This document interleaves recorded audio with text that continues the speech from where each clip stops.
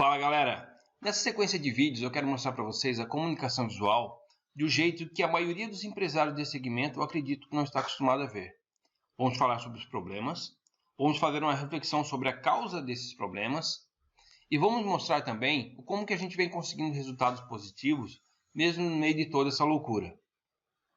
Afinal, como ganhar dinheiro em comunicação visual enquanto seu concorrente paga para trabalhar? Então, inicialmente, eu quero começar me apresentando. Eu iniciei nesse mercado trabalhando em uma serigrafia lá nos meus 13 anos. Na sequência, eu trabalhei em uma gráfica rápida. Em 98, eu comecei minha empresa de comunicação visual. Eu comecei com esse equipamento aqui, pessoal. Tenho ele até hoje guardado. Para quem não conhece, essa aqui é uma Estica Plus da Holland. E ela corta tiras fixas de 25 centímetros por 1 metro de comprimento. E aí, buscando material, buscando dados da época, para montar esse material, eu cheguei num dado que até eu me surpreendi. Por quê? Eu lembro que na época eu vendia uma tira dessa a R$25. E R$25 numa tira dessa, então dá R$100 um metro quadrado. E aí tem muita gente que vai falar assim, pô, R$100 um metro quadrado é um bom preço, hoje ainda. Só que na época o salário mínimo custava R$130. Se a gente for fazer isso proporcionalmente, eu estou falando de mais ou menos R$870 um metro quadrado. Então fica muito fácil crescer, né? Lembrando que na época a gente concorria, por exemplo, com pintores. Eram poucas empresas de comunicação visual. E aí o adesivo, comparando com a pintura, ele é muito mais prático, muito mais bem acabado, fácil de retirar, né? A pintura tinha que pintar novamente o local, se fosse um veículo, coisa desse tipo. Então cresceu de uma forma muito rápida. E eu trouxe para vocês aqui um material gráfico que eu tinha da minha empresa nos últimos anos ali, onde a gente mostrava que sinalização promocional, parte de decoração, a gente fazia bastante, sinalização de segurança, a gente já trabalhava bastante com indústria, com empresas, e esse material foi um material mais voltado à parte de construção civil. Aqui tem muita construtora, então a parte de sinalização de prédios, a gente fazia parte de sinalização arquitetônica, então fazia desde fachadas de loja, como parte de revestimento e acabamentos em construções também. E parte de veículos, a gente também fazia bastante. Nessa folha de trás, a primeira fotinha lá em cima é um helicóptero, está um pouco escuro e um pouco pequeno. Mas esse helicóptero a gente chegou a ganhar prêmio da Grandes Formatos, virou criativo. Esse veleiro ali foi um trabalho muito legal que a gente fez também, da Volvo Ocean Race. Então a minha formação era publicidade e propaganda, eu me formei em design gráfico, e então isso comercialmente me ajudou muito. E aí a empresa cresceu.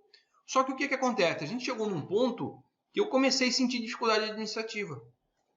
E quando eu comecei a querer entender isso melhor, eu comecei a buscar outros empresários do segmento para conversar, para trocar experiências e ver como que eles faziam. E aí, para minha surpresa, o que aconteceu? Eu vi que eles também, a grande maioria dos empresários até hoje, trabalha por um preço de mercado, por um modelo de mercado, e ninguém controla isso de uma forma correta. E eu comecei a ver que isso é um pouco normal, então. E até tem um vídeo do Sebrae, antigo já esse vídeo, que demonstra um pouco essa realidade também em outros segmentos. Dá uma olhadinha. Fazer pão é minha paixão. Há muito tempo queria ter o meu próprio negócio. Porque você trabalhar com o que você gosta é diferente. E eu sempre tive muito talento para gestão financeira.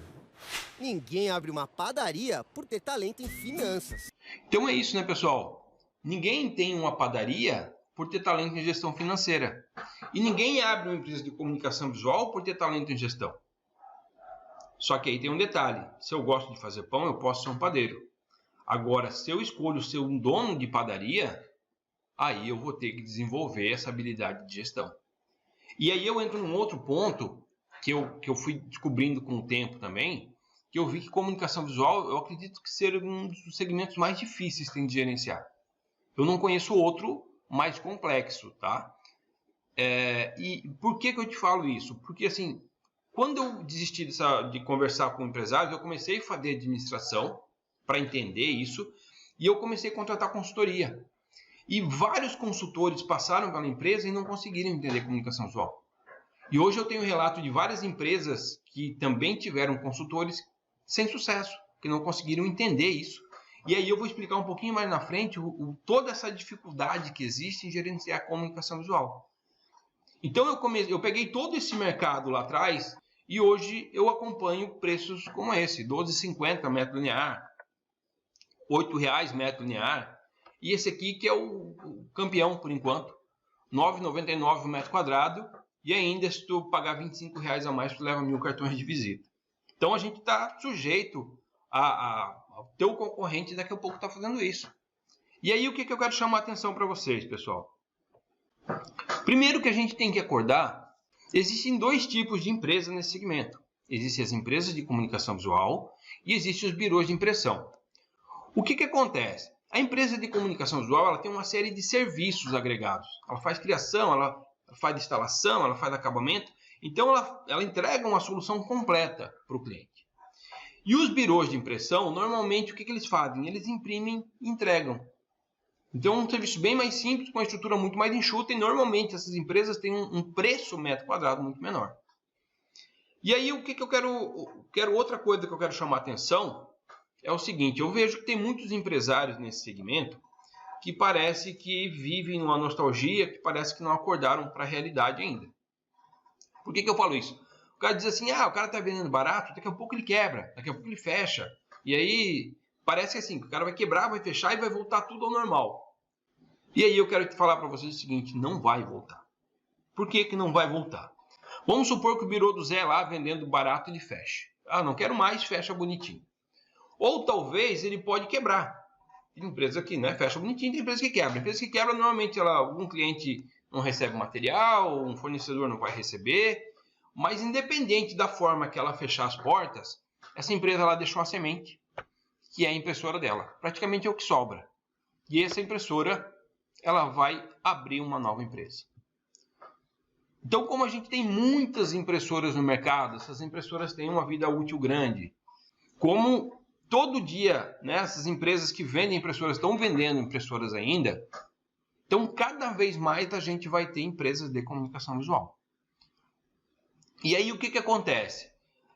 Tu tem um colaborador, esse colaborador sai da tua empresa. Quando ele sai da tua empresa, ele começa a fazer trabalhos para ganhar um dinheirinho. Então ele compra a impressão de um lugar, revende no outro, faz uma criação, ele faz uma instalação, dependendo da área que ele atua ali, ele vai continuar fazendo alguns trabalhos dessa maneira, e aí ele é um freelancer.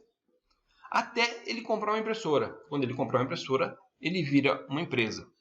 E como a gente tem muita empresa no mercado e pouca gente sabe o quanto custa, aí a gente vê o mercado dessa maneira. Então lá atrás, pessoal, quando eu vi que esse preço sempre veio caindo e que ninguém entendia não entendia custo, que eu comecei a tentar buscar isso e vi que realmente era complexo, eu já imaginei que a gente chegaria nessa realidade, preços insuportáveis, e a tendência é que até os mercados que hoje estão melhores continuem caindo, enquanto as empresas não se atentar e compreender custo de maneira clara. E aí qual é que é o problema? Então eu falo que impressão digital ela está virando commodity, ou seja, corresponde a produtos de qualidade e características similares, sem diferença de produtor e com preços uniformes. Então banana é commodity, gasolina é commodity, quer dizer, não existe diferença mais. Antes eu tinha alta e baixa resolução, hoje não tem. A outra coisa que acontece é assim, às vezes tem empresas que trabalham com uma tinta melhor, um material melhor, mas aí muitas vezes esquecem de dar treinamento para o vendedor para ele justificar isso quando vende, correto? E aí, onde é que está o problema dessa história? O problema é que a impressão digital ela é vendida por metro quadrado. Até aí, tudo bem. Só que aquela referência que eu fiz dos birôs de impressão para as empresas de comunicação visual, porque o birô ele puxa o preço metro quadrado para baixo e as empresas de comunicação visual entregam um monte de serviço junto, que tem um custo altíssimo, e acabam refletindo o preço dos birôs, tendo que baixar preço também, porque o metro quadrado que os birôs praticam são muito baixos. Então, pessoal, o que eu quero passar para vocês num próximo conteúdo são conceitos básicos administrativos aplicados em comunicação visual. Então, a gente vai falar sobre teorias administrativas, mas isso voltado à prática da comunicação visual. O que você precisa entender para gerenciar a sua empresa. Então, clica no vídeo aqui em cima e vamos para o próximo conteúdo.